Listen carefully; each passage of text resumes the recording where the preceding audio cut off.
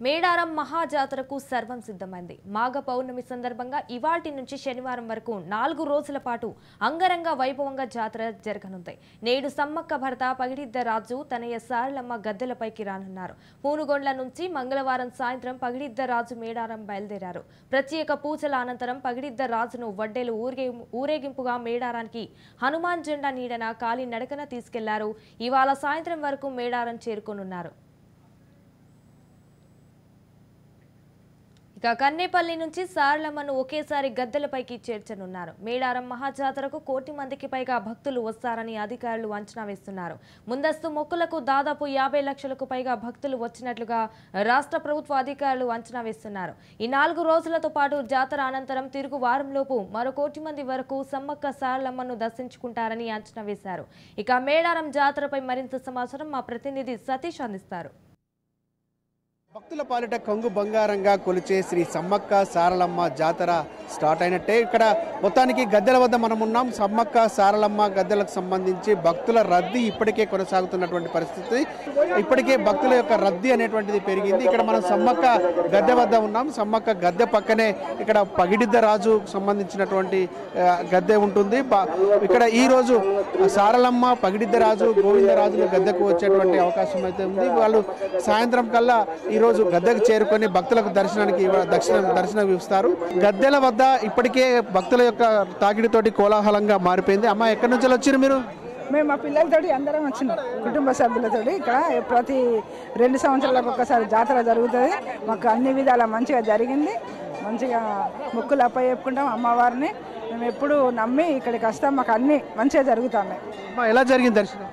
చాలా బాగా జరిగింది. ఎలా ఉన్నాయి ఏర్పాట్లు ఇక్కడ? ఓకే, లాస్ట్ ఇయర్ కంటే ఇయర్ బెటర్ అన్ని ఏర్పాట్లు. ఈ సంవత్సరం బాగా మంచిగా చేసింది, సౌకర్యాలు బాగుంది. ఇప్పటికే దర్శనాలు చేసుకుంటున్నారు భక్తులు. చెప్పండి, ఎక్కడి నుంచి వచ్చారు? సార్, మేము రామగుండం నుంచి వచ్చినాం. ప్రతి ఏడాది వస్తూనే ఉంటాం. చాలా చక్కగా ఏర్పాట్లు బాగానే జరుగుతాయి. ఈ సమ్మక్క సారక్క అంటే మనకు మంచిగా దేవత అనేది మనకు అనుకున్న విధంగా ప్రతి ఒక్కటి కోరుకునే వరంగా ఇస్తుంది. కాబట్టి మనం ఈ ఇయర్లో నేను 4 టైమ్స్ వచ్చాను. ఇయర్లో చాలా బాగా జరిగింది. కోరుకున్న కోరికలు తీర్చేటువంటి దైవం కాబట్టి ప్రతి 2 సంవత్సరాలకు ఒకసారి మహాజాతర సమయంలో దర్శనం చేసుకునేందుకోసం మేము తరలి వస్తామనేటువంటి విషయాన్ని భక్తులు చెప్తా ఉన్నారు. గతంలో కంటే కూడా ఈసారి సౌకర్యాలు మెరుగుగా ఉన్నాయి. అటు రవాణా సౌకర్యాలు కావచ్చు, ఇటు దర్శనాలకు కావచ్చు సౌకర్యాలు ఉన్నాయనేటువంటి విషయాన్ని కూడా భక్తులు చెప్తున్నటువంటి పరిస్థితి మనం చూస్తున్నాం.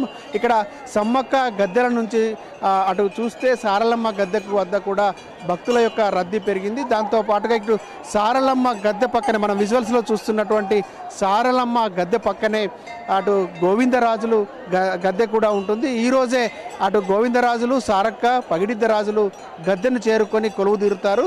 రేపటి నుంచి ఈ రోజు నుంచి వాళ్ళు కూడా పూజలు అందుకుంటారు. తర్వాత రేపు సమ్మక్క గద్దెకు చేరుతా ఉంది. మరికొంతమంది ఇక్కడ ఆలయానికి సంబంధించినటువంటి ఉత్సవ కమిటీ డైరెక్టర్లు ఉన్నారు. చెప్పండి, ఎలా ఉన్నాయి ఏర్పాట్లు? భక్తులు ఎలా వస్తున్నారు? ఈరోజు సారలక్క కన్నెపల్లి నుండి కాకసారాయ పూజారి ఆధ్వర్యంలో, ప్రధాన పూజారి ఆధ్వర్యంలో గద్దెకు సారక్క రావడం జరుగుతుంది కన్నెపల్లి నుండి. అదేవిధంగా ఏర్పాట్లు కూడా మంత్రి సీతక్క ఆధ్వర్యంలో, మంత్రి గారి సీతక్కలో చాలా చక్కగా ఏర్పాటు చేయడం ఉంది. భక్తులు ప్రశాంతంగా శాంతియుత మార్గంలో దేవుని దర్శించుకుంటున్నారు. సమ్మక్క సారక్క దర్శనానికి రేవంత్ రెడ్డి గారు, రాష్ట్రపతి, గవర్నర్ గారు రాబోతున్నారు. మరికొంతమంది భక్తులు ఎలా జరిగిందండి దర్శనం? సార్, బాగుంది. అంతా మెయింటెనెన్స్ బాగుంది. సెక్యూరిటీ కూడా మంచి చేస్తున్నారు. ఇంకోటి అన్ని కార్యక్రమాలు కూడా వీళ్ళు చేసే ఏది సఫాయి కానీ, క్లీనింగ్ కానీ అన్నీ బాగానే ఉన్నాయి. వాగు స్నానాలు కూడా బాగానే ఉన్నాయి. అంతా నీట్గా ఉంది సార్. ఇట్లే కంటిన్యూ చేయాలని ఆశిస్తున్నాం. ఇది పరిస్థితి. మొత్తానికి సమ్మక్క సారలమ్మ తల్లులను దర్శించుకునేందుకు వచ్చేటువంటి భక్తులకు ఏ విధమైనటువంటి ఇబ్బందులు లేకుండా ఏర్పాట్లు చేశారనేటువంటి విషయాన్ని కూడా భక్తులు చెప్తున్నటువంటి పరిస్థితి కనబడుతుంది. ఇక్కడ సమ్మక్క సారలమ్మలు కొలువు తీరినటువంటి ప్రాంగణంలో మనం చూస్తూ ఉన్నాం. హుండీలను ప్రత్యేకంగా హుండీలను అయితే ఏర్పాటు చేశారు. ఆ హుండీల లోపల కూడా ఇబ్బంది లేకుండా అటు గద్దెలపైకి భక్తులను నిన్నటి వరకు అనుమతించినటువంటి అధికారులు ఇవాళ అయితే ప్రత్యేకంగా దర్శనానికి అనుమతించేటువంటి అవకాశం అయితే లేదు. భక్తుల రద్దీ పెరిగినటువంటి నేపథ్యంలో గద్దెలపైకి అనుమతిస్తే ఇబ్బందులు అవుతాయనేటువంటి ఉద్దేశంతో గద్దెలపైకి అనుమతించకుండా గద్దెల పక్క నుంచి దర్శనం చేసుకునేటువంటి విధంగా అవకాశాలు కల్పించినటువంటి పరిస్థితి అయితే ఉంది. అనేక ప్రాంతాల నుంచి, అనేక రాష్ట్రాల నుంచి భక్తులు వేలాదిగా, లక్షలాదిగా తరలి వస్తున్నటువంటి పరిస్థితి ఉంది. మొత్తానికి ఈ రోజు నుంచి హడావిడి ఇంకా మొదలైపోయి 24 వరకు కూడా హడావిడి కొనసాగేటువంటి అవకాశం